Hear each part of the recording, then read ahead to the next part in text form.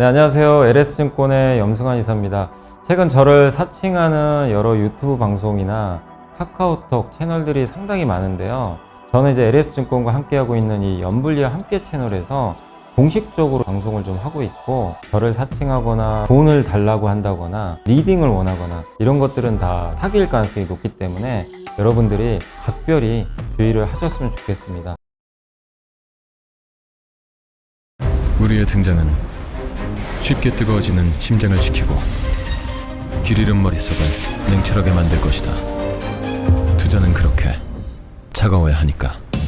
성공 투자를 위한 리딩 솔루션 LS증권. 이곳의 사람들은 말한다. 쉽게 뜨거워지지 말라고. 빨간불일수록 더 차가워지라고. 차가운 고수들의 투자 플랫폼 투혼. 네, 안녕하십니까, 염승환 이사입니다. 오늘 24년 10월 15일 시장 함께 읽기 시작을 해보도록 하겠습니다. 오늘 일단 국내 증시는 이제 삼성전자가 그래도 좀 또 올랐고, 뭐 하이닉스라든가 바이오가 다시 하루 만에, 그러니까 뭐 올해 주도주는, 그러니까 하반기 주도주는 명백하게 바이오입니다. 그죠?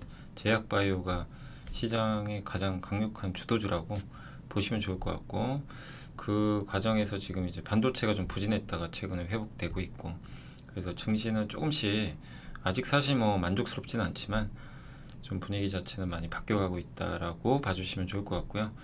오늘 일단 미국은 엔비디아가 또 새로운 역사를 창조를 했습니다. 신고가를 내버렸습니다. 대단하고요. 마이너스 30%까지 폭락을 했다가 다 회복이 된 거죠. 그리고 이제 구글마저도 미국의 원전 기업과 계약한다. 그러니까 이게 꼭 원전이 좋다 뭐 이런 거보다도 AI 데이터 센터를 운영하기 위해서는 전력이 엄청나게 필요해요. 그래서 원전도 필요하고 천연가스 필요하고 다 필요한 거죠. 네. 그러니까 거기 관련된 기자재 업체들 공부를 해놓을 필요는 있는 거죠. 근데 미국에 많죠, 사실 그런 기업들. ETF나 국내에도 있으니까 이제 한번 또 찾아보는 거고요.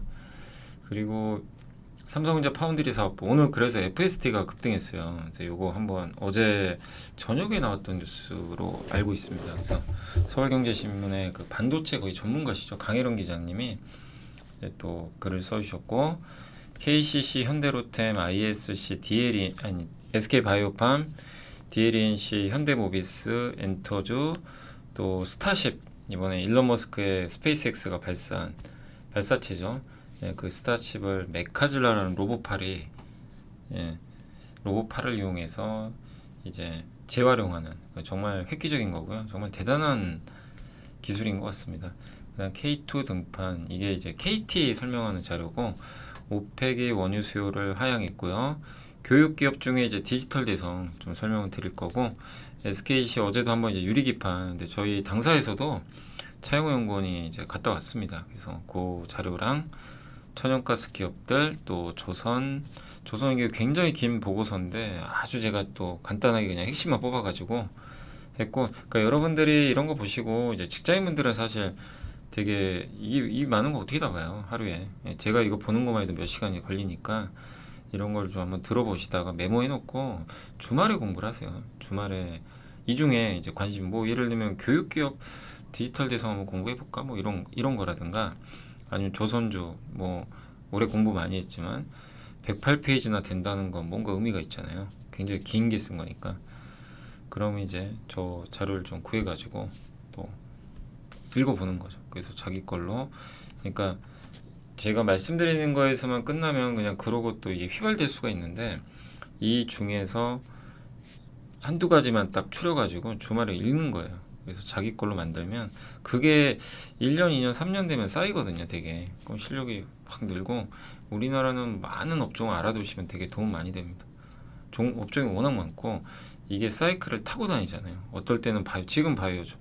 근데 저도 바이오가 지금이야 뭐 하반기에 좋지만 작년만 해도 바이오가 올해 주도주 될 거 누가 예상했어요. 근데 올해 상반기에 공부를 하다 보니까 딱 이제 4월, 5월 정도 돼서는 바이오가 좀, 이게 계속 이게 관찰을 하시면요, 이게 이제 업황이나 이런 것들에 대한 공통된 의견들이 나오잖아요. 뭐 애널리스트 분이나 또 정말 투자 잘하시는 뭐 블로그 분들 쓰는 글들을 계속 읽다 보면은 이 교집합이 딱 보여요. 예. 그러니까 이제 그런 데이터들이 많은 거를 사실 바이오가 주도주라는 걸 가리키고 있던 거죠. 바이오에서 뭘 살 거냐는 이제 그건 나중 문제고, 예. 근데 계속해서 그런 것들을 이제 읽고 공부를 해야 이제 그런 게 보이거든요. 근데 그런 것도 하려면 기초 지식을 또 쌓아놔야 되는 거죠. 그래서 이제 함께 배우기도 그런 취지에서 한 거예요. 사실 이제 기초 지식을 먼저 이걸 쌓아놔야 뭐 해석을 할 수가 있는 거니까.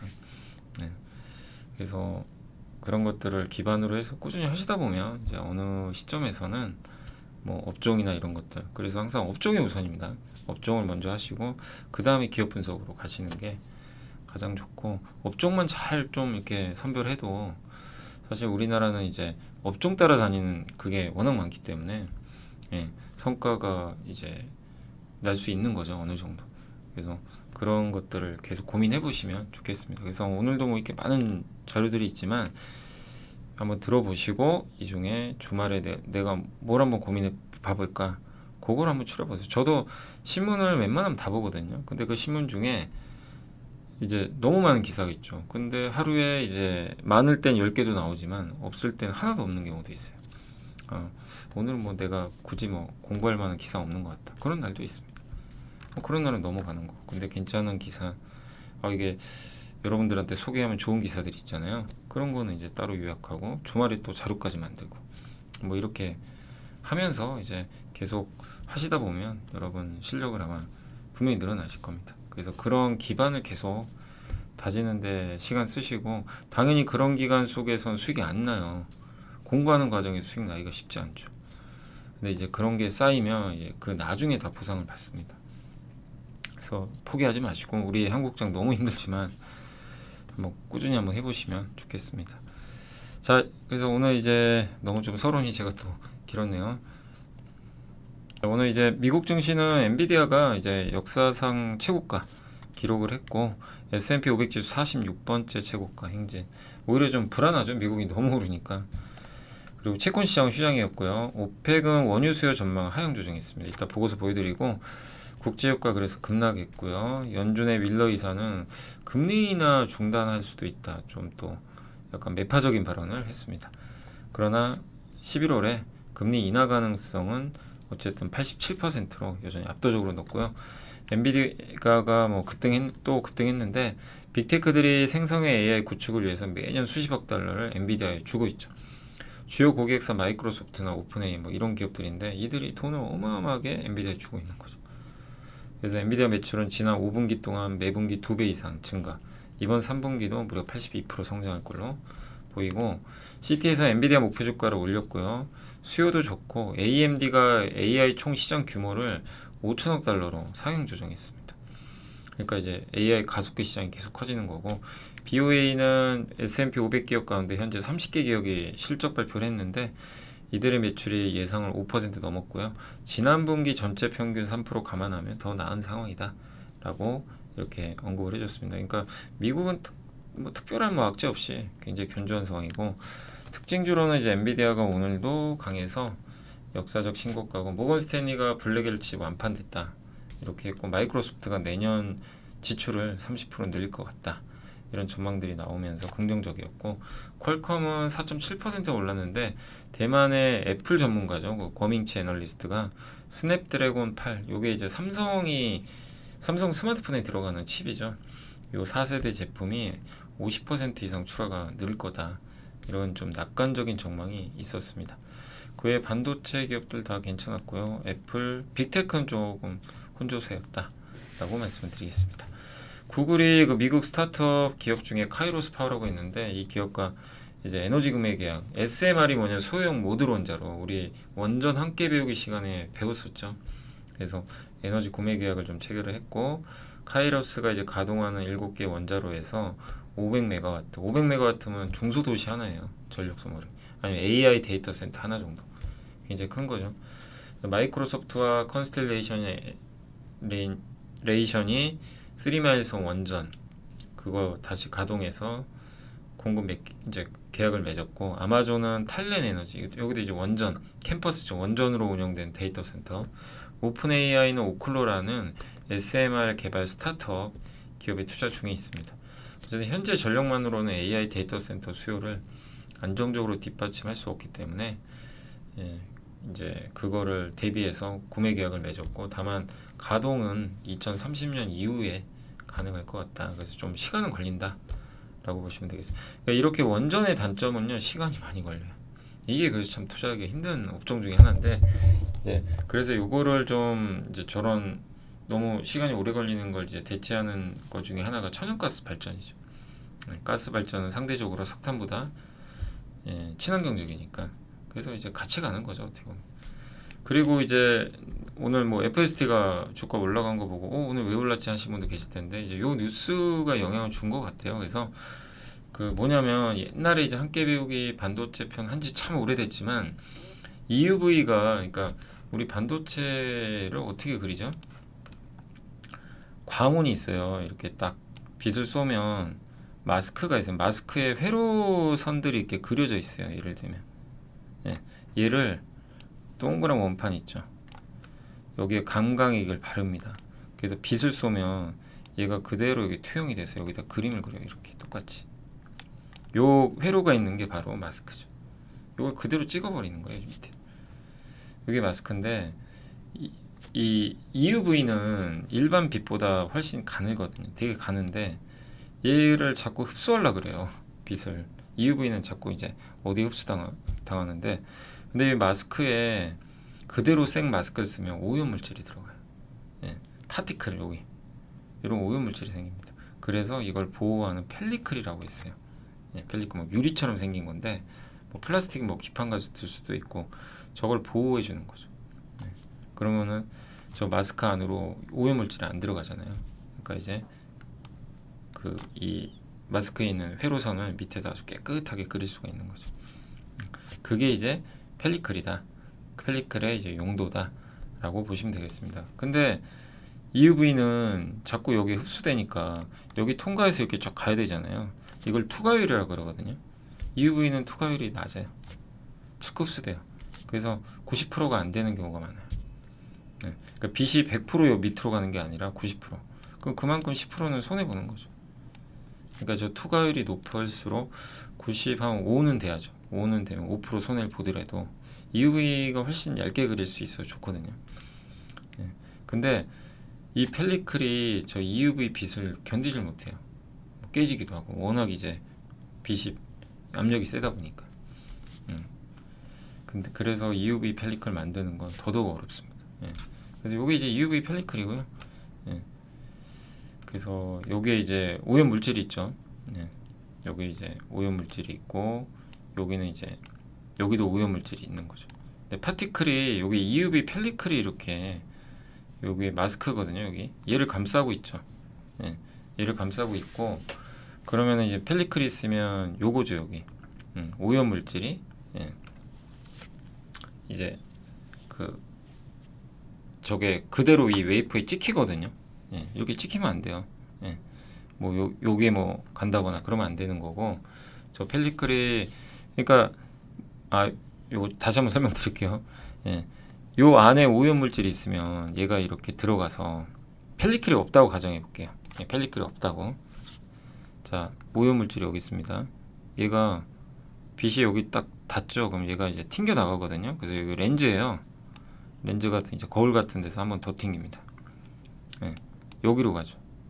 우리가 원하는 목적지는 여기가 아니라 여기거든요. 잘못 그림을 그려요. 저것 때문에. 그리고 여기 오염물질이 남을 수도 있어요. 잔해가. 그러니까 잘못 그리게 되는 거죠. 근데 파티클이, 요게 이제 그 펠리클이 있다면, 정확하게 요 펠리클이 요 파티클을 막아준다면, 그러니까 마스크가 아니라 요 위에 있는 거죠. 그럼 이제 그림을 요렇게 파티클이 있더라도 영향을 이제 덜 받는 거죠. 어떻게 보면.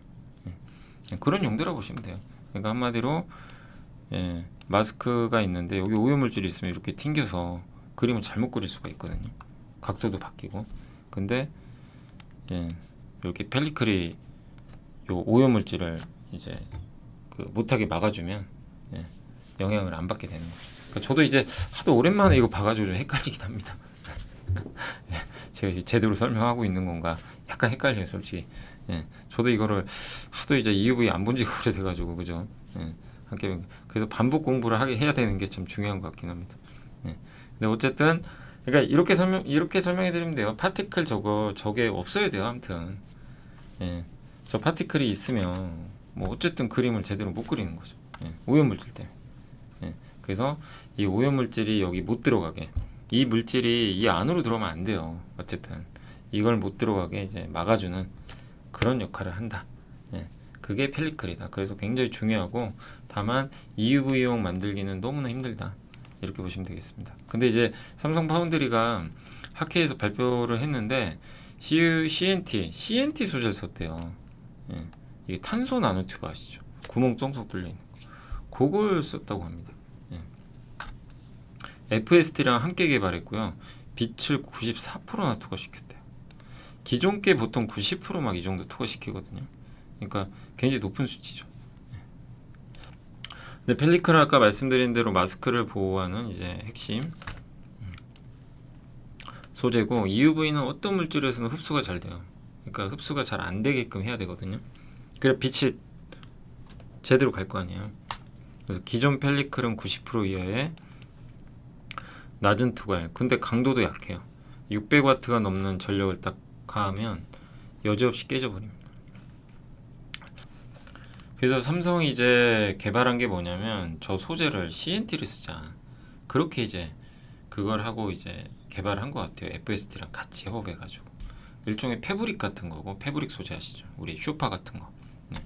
거기에 보면 이제 헝겊처럼 구멍들이 송송 뚫려 있는데, 그 빛은 그 안으로 통과돼요. 그러니까 쭉 통과되는데 오염물질은 통과가 안 돼요. 예. 그러니까 CNT를 쓰면 빛은 다 투과시키고, 그 오염물질이 통과되면 안 되죠. 오염물질 마스크에 묻으면 안 되니까. 그래서 그걸 방어하는 건데, 일반 펠리클을 쓰면은 EUV가 이걸 통과를 못하는 경우가 있어요. 한 10% 정도는. 그래서 이제 효율이 좀 떨어지는데, 저 CNT를 쓰면 95%까지 통과시킨다. 요게 핵심이라고 보시면 돼요. 그래서 기존에 일본 미쓰이학 펠리클을 소량 썼는데, 어쨌든 FST랑 이걸 이제 개발해서 이게 양산에 성공한다면 이제 수명도 20배는 향상될 거고, TSMC도 이거 하기 위해서 개발하고 있대요. 그럼 삼성이 앞서갈 수도 있는 거예요. 만약에 이거를 먼저 양산해서 도입을 한다면 삼성이 뭐 역전까지는 아니더라도 뭔가 반격할 기회는 생길 수가 있는 거죠. 그래서 상당히 좀 의미 있는, 그러니까 삼성전자나 뭐 FST한테는 상당히 좋은 그런 좀 뉴스가 나왔다라고 보시면 좋겠습니다. 이런 것들이 좀 잘 또 연결이 됐으면 좋겠네요. 그리고 오늘 이제 보고서 좀 보여드리겠습니다. 일단 KCC 원래 내수 기업이었죠. 건자재 회사, 뭐 페인트 뭐 이런 회사였죠. 근데 모멘티브라는 실리콘 아시죠? 이 실리콘 회사를 인수해 버렸어요. 2020년에. 네. 그러면서 이제 모멘티브를 인수를 하게 되면서 내수 비중이 이제 좀 줄고 수출 비중이 늘어난 거죠. 근데 다만 이제 실리콘 가격이 중국 공급가잉으로 좀 어려웠고, 모멘티브를 이제 인수할 때 차입을 하다 보니까 이자 비용이 들었죠. 금리 때문에. 근데 내년엔 반대로 바뀔 것 같다. 중국 경기도 좋아지고, 또 글로벌 유기실리콘 생산기업 엘캠사가 2분기 실적 자료에 따르면 중국은 과거 몇 개년간 공격적인 생산 능력이 좀 이렇게 증설 때문에 악성 재고로 좀 실리콘 가격이 하락을 했다고 합니다. 근데 내년에는 신규 증설이 없대요. 경기 부양도 있어서. 그래서 실리콘 가격이 좀 오르지 않겠냐. 그럼 이제 자회사 모멘티브의 호재죠. 그래서 이미 2분기에 영업이익이 흑자전환 성공을 했고요. 올해 연말까지 긍정적인 흐름 유지될 것 같다. 이런 내용이고, 목표 주가는 40만 원 유지를 했습니다. 그래서 모멘티브 인수로 해외 수출 기업이 됐고, 또 보유한 상장 지분들이 되게 많아요. 뭐 삼성물산 지분도 아마 갖고 있는 걸로 알고 있고요. 여러 대표 기업들 지분을 좀 많이 갖고 있어요. 이제 그런 걸 만약에 매각을 한다면 KCC 주주들한테 그 돈을 돌려줄 수도 있죠. 주주환원으로. 이제 그러길 기대하는 거죠. 그래서 한번 그런 밸류업 기대감도 한번 높여보자. 다만 배당 수익률은 그렇게 높지는 않습니다. 배당을 좀 더 많이 주시면 어떨까, 이렇게 좀 권유를 해보고요. 현대로템이야 뭐 워낙 좋죠. 요즘에 뭐 주가도 견조하고 실적 좋을 것 같고, 폴란드 K2 전차 180대만 계약을 맺었고 총 1000대 하기로 했거든요. 그러면은 지금 820대 남았어요. 이거를 순차적으로 앞으로 할 겁니다. 그래서 11월 11일 날 2-1차 계약, 그때 할 것 같고, 이 계약금은 1차가 4.5조인데 이번엔 6에서 7조, 판가가 40% 정도 증가할 걸로 보고 있는 것 같습니다. 이렇게 되면 이제 내년과 내후년 이익 추정치 올라가고, 또 지금 시총이 커지다 보니까 MSCI 지수 편입 가능성이 높아졌어요. 11월 6일날 결론이 나거든요. 그러니까 수급 이벤트도 기대할 만하다, 이렇게 보시면 되겠습니다. 저희 당사의 최영호 연구원님이 이제 ISC 뭐 워낙 많이들 아시는 기업이죠. 속해 3분기 영업이익 흑자 전환하면 기대치에 부합할 것 같고, AI는 괜찮은데 메모리 사업도 하거든요. 근데 메모리는 조금 실적이 약할 것 같다. 그래도 자회사 매각하면서 내년부터 수익성 개선 이어질 것 같고, 실리콘 소켓은 고사양 칩들의 기판 대면적화 흐름 속에서 장점이 부각될 것 같다, 이런 내용입니다. 그러니까 실리콘 소켓이죠. 이제 리노공업은 리노핀이라고 이제 핀처럼 생긴 거. 요건 이제 고무. 그래서 약간 이제 사용하는 용도가 좀 다르긴 하죠. 근데 기판이 크죠. 크면 클수록 이런 실리콘 소켓 사용은 늘 가능성이 있고, 또 금형 제작을 하기 때문에 비용이 좀 싼 편입니다. 만드는 게. 그 유리 기판용 테스트 소켓도 개발이 끝났고요. 예, 그래서 그리고 메모리보단 비메모리 쪽으로 계속 비중을 늘릴 거라고 합니다. 그래서 ISC도 주가 워낙 빠져 있지만 미래가 되게 밝아 보이는 기업 중에 하나예요. 예. 그렇기 때문에 계속해서 관심은 저는 필요하다라고 보고 있고요. SK바이오팜이 정말 많이 올랐죠. 최근에 아주 급등하고 있습니다. 그래서 우리도 한번 공부해봤죠. 따로 한번 공부해봤지만, 예. SK바이오팜 그 엑스코프리 아시죠? 뇌전증 치료제. 이게 워낙 지금 잘 나가니까요. 그리고 원가가 별로 없어요. 원가 나갈 만한. 그러니까 매출만 나오면 이익은 그냥 급증하는 거죠. 그거를 보여주고 있고, 이번 3분기도 괜찮을 것 같다, 이런 내용입니다. 다만 이제 엑스코프리 의존도가 너무 높으니까 이거를 좀 분산할 수 있는 또 포트폴리오가 필요하다. 그래서 부분 발작이나 2에서 17세 아동 환자 대상으로 임상 결과가 또 나온다고 합니다. 그래서 여기서 또 긍정적인 이제 결과가 나온다면, 예, 엑스코프리 매출은 더 늘어날 수도 있겠죠. 예. 그래서 25년에 이 데이터들 확인 가능하니까, 그 전까지는 어쨌든 계속해서 엑스코프리, 예, 요거 매출 추이를 꾸준히 매 분기마다 확인하시면 되겠습니다. 근데 현재로서는 긍정적으로 좀 보고 있는 부분 같고요. 그러니까 이제 주가가 막 신고 걸리고 있겠죠. 자, DLNC는 오랜만에 실적이 기대보다 좋을 것 같다고 합니다. 예, 그동안 계속 좀 부진했는데 이번에 보수적인 좀 수전략을 하면서 수년금은 되게 많은 편인데, 어쨌든 공격적으로 하지는 않다 보니까 주가가 좀 더디죠. 근데 3분기에 상반기 이상의 신규 수를 확보했고, 내년에 신규 착공 현장도 증가할 것 같고, 분기별 실적도 안정화되고 있고, 그리고 무엇보다 굉장히 저평가되어 있죠. 시총이 70%에 달하는 현금도 갖고 있고, 그래서 좀 긍정적인 시각 유지해도 될 것 같습니다.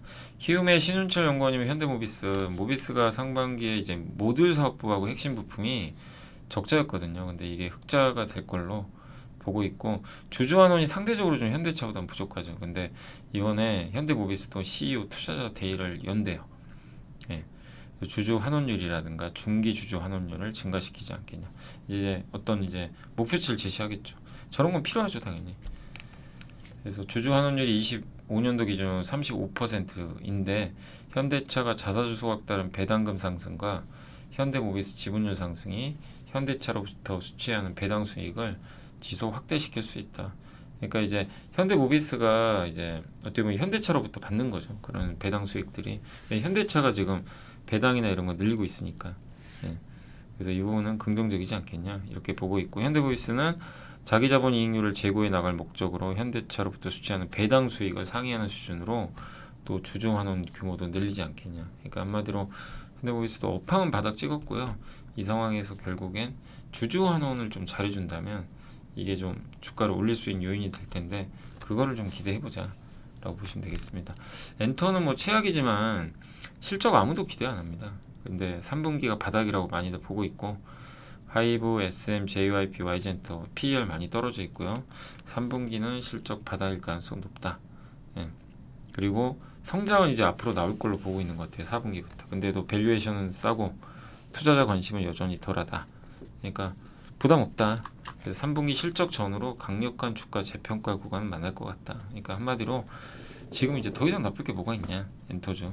엔터주 저번에 뭐 JYP나 Y젠트 물어보시는 분들도 꽤 계셨는데, 좀 계속 좀 끝까지 잘 인내하시면 또 좋을 것 같습니다. 이거 그리고 아시죠? 이거 뭐 뉴스 통해 보셨겠지만 이게 스타쉽 메가질라고 요 팔이에요, 팔. 그래서 요게 그 스타쉽이 그대로 고정되는 거죠. 네. 요 방식이고 이게 조선일보에서 나왔던 신문 캡처였는데 미국 텍사스에서 발사하죠. 그 다음에 이제 분리하죠. 그래서 인공위성을 위로 쏘고 분리해서 저 슈퍼헤비 로켓이 분리되고 역추진을 합니다. 이렇게. 그래서 돌아가죠. 그래서 땅에 착륙시켜야 되는데 옛날에 이 착륙하는 과정에서 속도를 확 낮춰야 되니까 연료 소모가 어마어마하거든요. 근데 저걸 중간에 이 로봇팔 안으로 끼워 넣어요. 이게 놀라운 일이죠. 저거를 저 큰 거를 연료비도 아낄 수 있고 그리고 빠른 시간 안에 또 발사할 수가 있어요. 엄청나게 큰 제품이죠. 이게 로켓 재사용 가능성을 크게 높였다.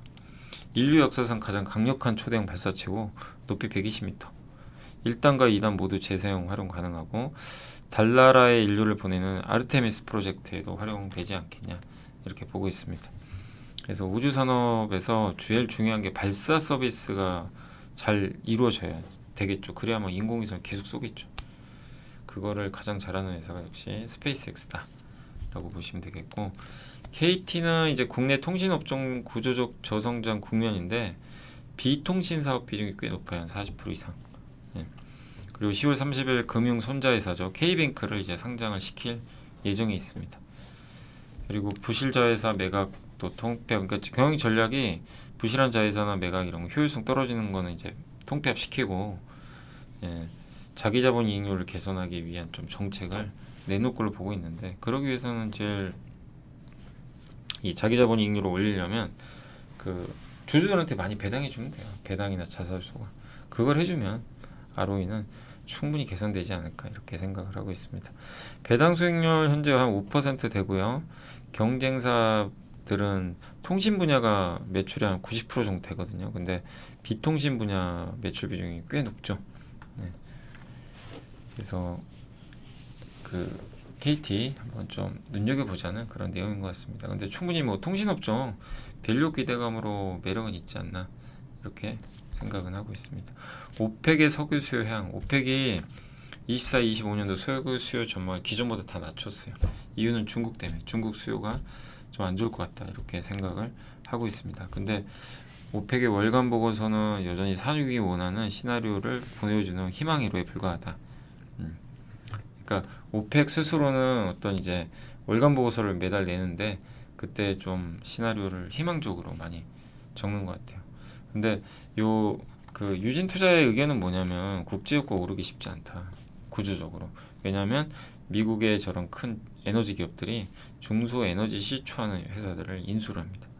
그리고 기술도 발전하고 재시추, 동시시추, 유통굴착, 굴착끼리 연장 이런 걸 통해서 생산량 확대를 위한 준비를 마치고 있다. 그러니까 공급이 늘어날 준비를 하고 있다는 거예요.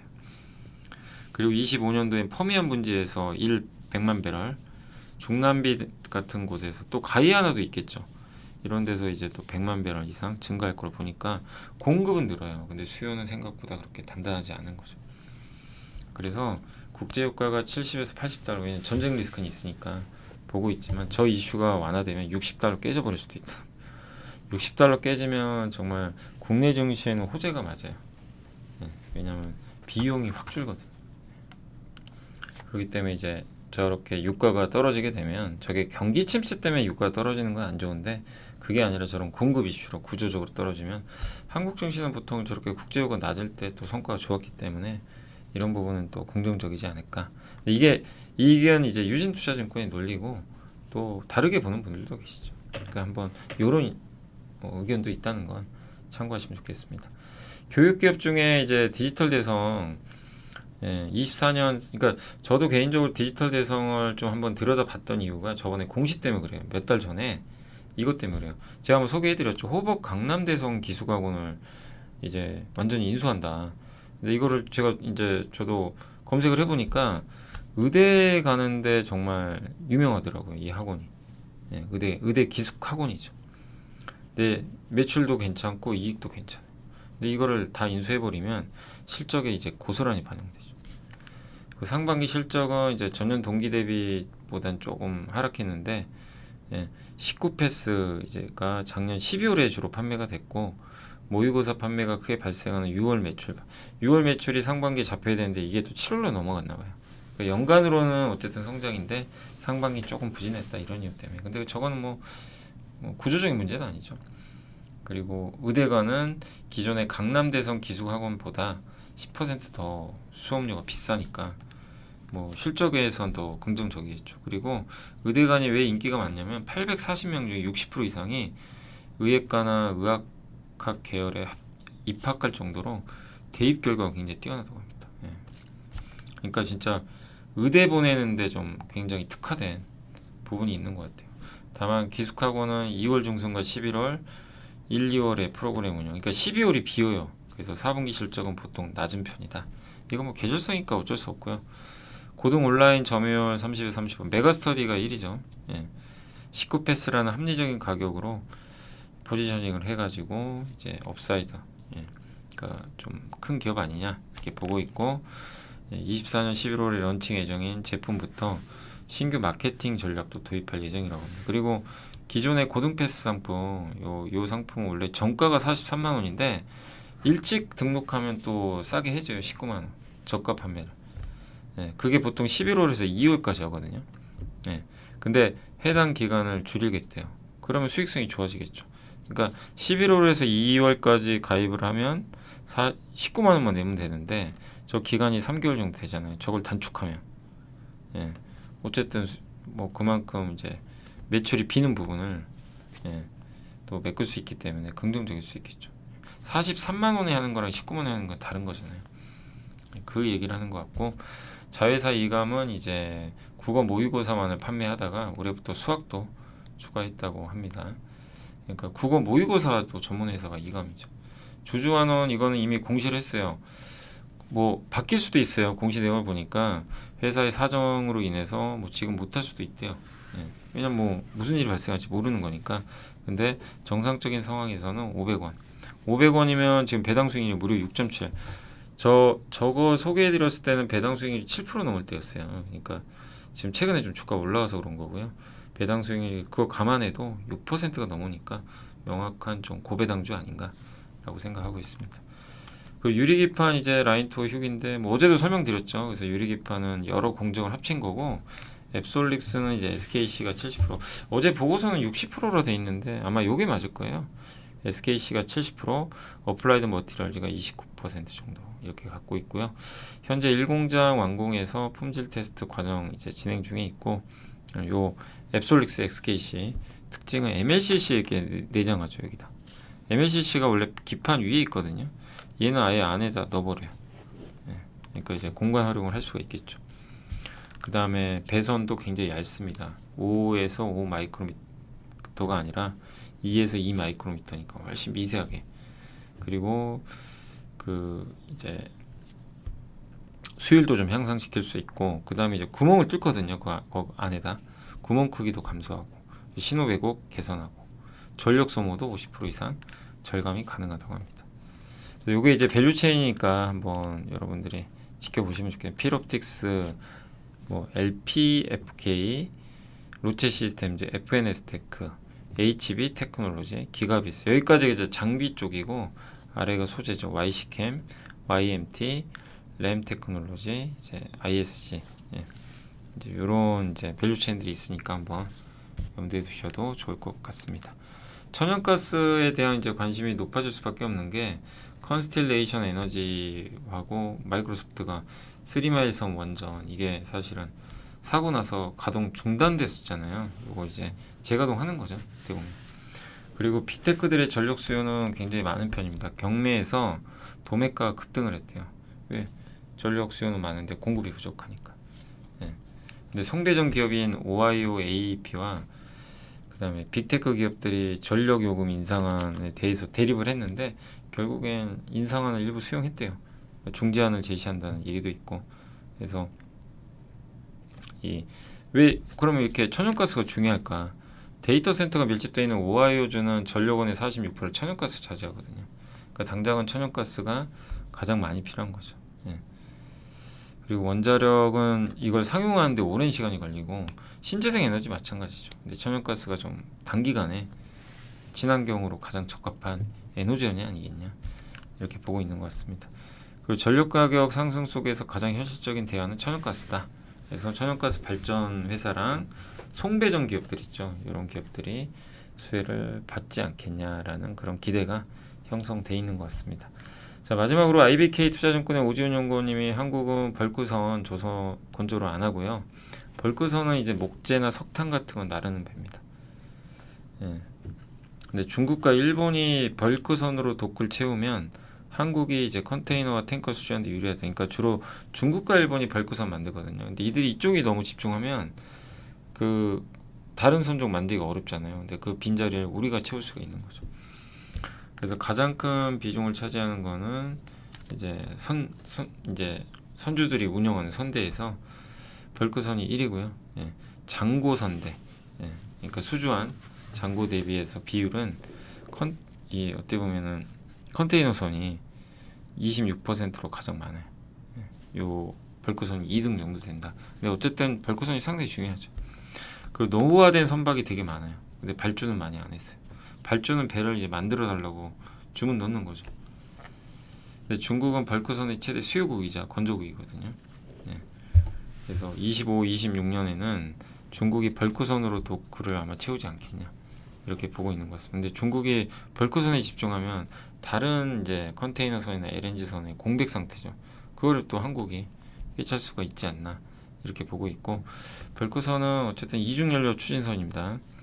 그래서 성과 대비 10%, 벌크선은 가장 많은 게 31% 이렇게 좀 돼 있다라고 보시면 되겠고, 벌크선이 상대적으로 이게 가격이 좀 싼 편이다 보니까 이중연료 추진선에 대한 부담이 클 수밖에 없어요. 그러니까 뭐 큰 배들은 워낙 덩치가 크니까 그거의 일부잖아요. 근데 이제 벌크선은 이 전체 선박 이제 그 가격 중에서 이게 좀 영향을 줄 수 있는 부분이 31%가 되니까 이중연료 추진선을 하기가 어려운 거예요. 그러니까 이중연료 추진선은 엔진이 이제 어떻게 보면 두 개가 있는 거죠. 하나는 예전에 많이 쓰던 벙커 CU, 거기 있고, 하나는 LNG. 이 둘을 동시에 쓰는 거거든요. 근데 어쨌든 이제 벌크선 같은 경우는 가격이 좀 저렴하다 보니까 저 이중연료 추진 엔진을 하게 되면 상대적으로 이건 비싸니까 발주 부담이 클 수밖에 없다라고 보시면 되겠습니다. 자, 그리고 이제 DNV라고 노르웨이의 성급협회라고 있는데요. 이제 여기서 보통 인증을 해주는 거죠, 뭐 선박들에 대한. 근데 향후 벌크선 발주를 5년 동안 연간 400에서 500척 정도 예상하는데, 중국 조선소가 만들 수 있는 능력이 300척이에요, 연간. 그러니까 이걸 뛰어넘는 발주가 앞으로 나오지 않겠냐. 그러면 중국이 여기에 집중을 하면 그 다른 선박들도 많이 있잖아요. 여기에 대한 중국의 수주가 조금 둔화될 수 있기 때문에 이 빈자리를 한국이 또 채울 수 있는 거죠. 또 미국의 클린 시핑 액트라고 있는데, 이게 미국 영해에서 운항하는 모든 선박에 대해서 24년부터 이산화탄소 배출량을 그 27년 그 29년에는 20% 감축해야 돼요. 그러니까 24년에 100을 배출했으면 27년하고 29년에는 20% 줄여야 됩니다. 80만 방출해야 돼요. 2030년부터 2040년까지 45%, 2035부터 2039년에는 80% 감축을 해야 되고, 2040년 100%죠. 그렇게 돼 있기 때문에 이런 부분들을 보면 미국의 클린 시핑 액트는 상당히 그 파괴력이 있는 거죠. 그래서 아직은 좀 검토 중이지만 그러니까 탄소 집약도 지수라고 있죠. A, B, C, D 이 등급 매겨가지고 어느 게 D 등급이나 E 등급이면 막 E 등급이 퇴출당하고, 근데 이거보다 감축률이 높아요. 왜냐하면 CII는 2008년 대비해서 얼마나 줄였냐 이건데, 요 클린 시핑 액트는 24년 올해 기준으로 인해서 이산화탄소 배출량을 27년, 29년, 2030년 이렇게 줄이는 거니까 훨씬 더 영향을 좀 줄 수밖에 없는 거죠. 또 LNG 운반선은 2030년까지 발주 걱정이 없고요. 신규 프로젝트 281척, 노후선 282척, 연간 기준으로 한 92척 정도. 그러니까 굉장히 많은 거죠. 그래서 30년까지 발주는 계속 늘지 않겠냐 보고 있고, 중국이 요즘에 LNG 운반선까지 이제 수주하고 있는데, 다만 카타르나 아랍에미리트 중동 국가들이 중국 수요 좀 기대감이 좀 있다 보니까 아마 좀 발주를 하는 게 아닌가 이렇게 보여지고, 중국이 또 아주 잘했다기보다는 환경이 그런 것 같아요. 예, 우리는 수주할 도크가 없고 부족하고 중국한테 좀 내어준 측면도 있지 않나 싶습니다. 그러나 여전히 선주들은 한국의 이 LNG 운반선을 중국 대비 선호한다라고 보시면 되겠습니다. 탱커는 원유 운반선인데 한 80척 정도. 근데 탱커도 노후화돼 있고요. 그리고 한국 조선사는 중국과 달리 증설을 하지 않을 예정이라고 합니다.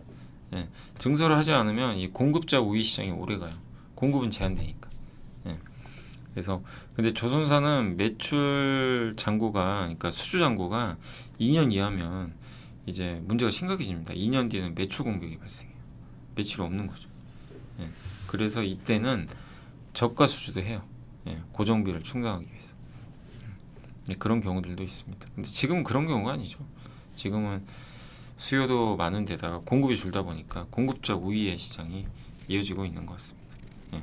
그래서 신조선가는 계속 오르고 있다라고 보시면 되겠고, 선호주로는 HD, 현대미포, 삼성중공업을 꼽아줬으니까 참고하시면 되겠습니다. 그래서 결론적으로 조선, 중국이 벌크선에 다시 집중할 것 같아요. 그러면 컨테이너선이나 다른 선박에 대한 관심이 떨어지니까 그 수주를 우리가 받을 가능성이 있고, LNG선 너무 우려하지 말자.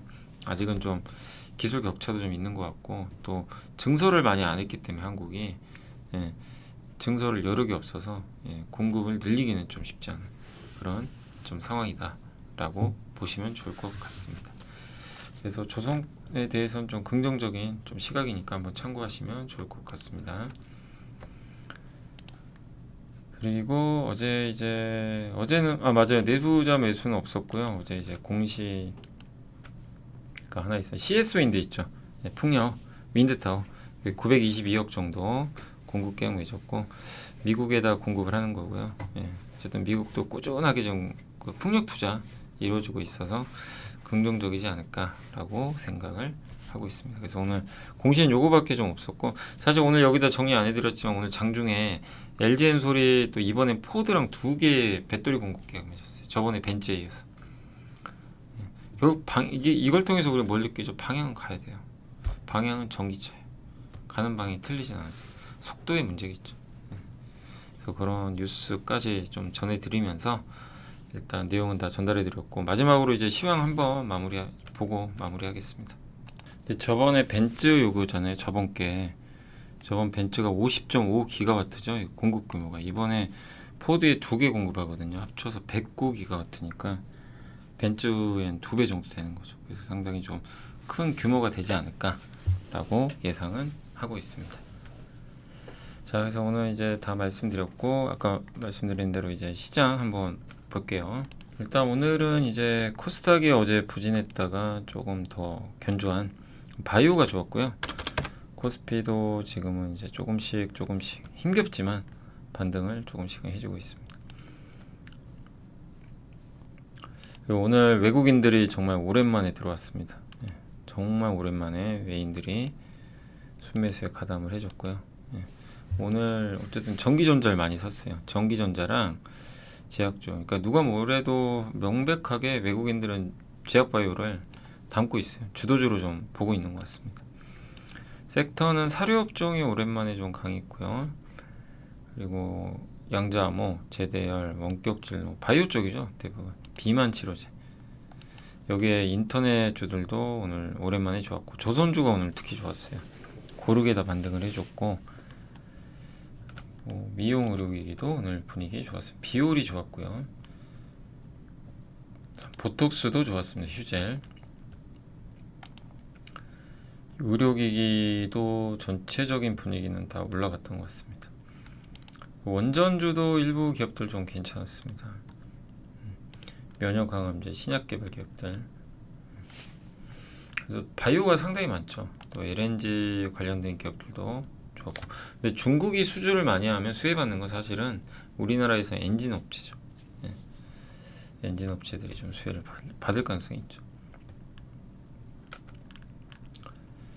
그러나 좀 오늘 약간 약했던 거는 LPG 유가 상승할 때 좀 올랐던 기업들인데 좀 빠졌고, 정유주가 오늘 좀 영향 받았고요. SOL도 다시 유가 급락하다 보니까 오펙에서 수요 전망을 낮추다 보니까 유가 좀 하락을 했습니다. 2차 전지 셀도 좀 빠졌고요. LG엔솔만 조금 약보합에 끝이 났습니다. 유리기판은 어제는 좋았는데 오늘은 SKC가 좀 많이 흔들렸어요. 차익 매물이 나온 것 같습니다. 자, 그렇게 해서 한번 이제 섹터들을 말씀을 드렸고, 그래서 오늘 이제 결론은 뭐냐면 반도체가 잘 버텨주는 가운데 바이오가 이제 이끌면서 시장의 분위기는 급등은 아니지만 상당히 견조했다. 코스피에서도 삼성바이오로직스가 4%나 올라갔고요. 네이버가 2%, 삼성과 하이닉스가 상승을 해줬고, 현대중공업, 조선주, 카카오, 크래프트, 한국조선해양, 유한양행, 바이오, 조선, 반도체 이들 주가가 좋았고, 바이오팜은 신고가를 냈습니다. 그러나 2차 전지 오늘 좀 안 좋았죠. 에코프로비엔과 에코프로가 좀 빠졌고, HLB, 알테오젠, 바이오 기업도 오늘 다 일제히 강세 보였고요. 그리고 반도체 소부장은 조금 일부 약한 기업들도 있었던 것 같습니다. 파크 시스템, 근데 또 오늘은 파크 시스템 좀 20만원 넘어갔고요. 그러니까 차별화가 되게 심한 것 같아요. 주성 엔지니어링 3%, HLB 생명과학, 태성, 파두, 파두가 이제 하이닉스에 주로 납품하는 그런 이제 반도체 소부장이죠. CNC엔터, 오늘 화장품 회사들도 코스메카 코리아도 좋았던 것 같습니다. 에코엠드림 오늘 좀 빠졌고, 하나마이크론 조금 빠졌고요. 카페24도 오늘은 좀 5% 이상 급락을 했습니다. 그래서 2차 전지가 계속 안 좋아요. WCP도 오늘 마이너스 4%, 2차 전지는 계속 부진하고 최근에 며칠, 그러나 바이오가 계속 시장을 이끄는 그런 움직임이 이어지는 것 같습니다. 코스닥 이제 거래대금 상위 쪽에서는 일단 파두, 서플러스 글로벌, 이게 반도체 중고 장비 거래하는 업체고요. 파크 시스템들 소부장 기업, 이오플로우, FST, 아까 반도체 한번 소개해드렸죠. 반면에 예림당, 밀리의 서재, 대주전자재료, 최근에 좀 이슈가 있었던 기업들은 오늘 일제히 좀 차익 매물로 부진했습니다. 코스피 쪽에서는 유한양행이 거래대금 제일 많고요. 꾸준히 오르고 있습니다. 정말. DI가 9%, 이수페타시스, 하나에어로스페이스, 한국조선해양, CS윈드, 삼성중공업, 크래프톤, 고려아연 이런 기업들의 주가가 상대적으로 좀 오늘 좋았고요. 반면에 오늘 한세이스 24홀딩스는 이제 한강 소설가 요 이슈로 한번 급등했다가 이제 좀 차익 매물이 나오는 것 같고, 항공주도 최근에 이제 약간의 M&A 이슈, 적대적 M&A니 뭐니 이런 이슈들이 좀 나오다 보니까 주가 강세 보였다가 오늘은 다시 5% 가까이 좀 하락을 하고 있는 그런 상황으로 보시면 좋겠습니다. LG이노텍도 오늘 좀 빠졌고요. 그러니까 애플 관련된 기업들의 주가가 아직까지는 썩 좋지 않은 그런 상황으로 전개가 되고 있는 것 같습니다. 자, 그래서 오늘 이제 한 50분 조금 못 미치게 이렇게 한번 좀 진행을 해봤는데, 답답하죠, 시장 뭔가 보면. 근데 이런 좀 답답한 과정에서도 반도체가 어쨌든 뭔가 좀 바닥을 다져주고 있고, 2차전지 또 최근에 올랐잖아요. 그래서 조금 눌러주지만 끝나지 않았고, 자, 그래서 오늘 이제 방송을 좀 여기서 또 마무리하도록 하겠고요. 그리고 내일은 이제 또 라이브가 있으니까 오전에 또 찾아뵙도록 하겠습니다. 그래서 또 질문 주신 것들 한번 또 상담도 드릴 예정이니까, 좀 답답한 장이지만 국내 증시 그래도 포기하지 마시고 좀 끝까지 좀 잘 인내해 주시면 좀 좋을 것 같습니다. 자, 오늘도 이렇게 고생하셨고요. 저는 또 내일 이 시간에 또 찾아뵙겠습니다. 감사합니다. 우리의 등장은 쉽게 뜨거워지는 심장을 지키고 길 잃은 머릿속을 냉철하게 만들 것이다. 투자는 그렇게 차가워야 하니까. 성공 투자를 위한 리딩 솔루션, 에르스증권. 이곳에서 배웠다. 믿음은 상처만 남긴다는 것을 끝내야 할 때는 차갑게. 차가운 고수들의 투자 플랫폼 투혼.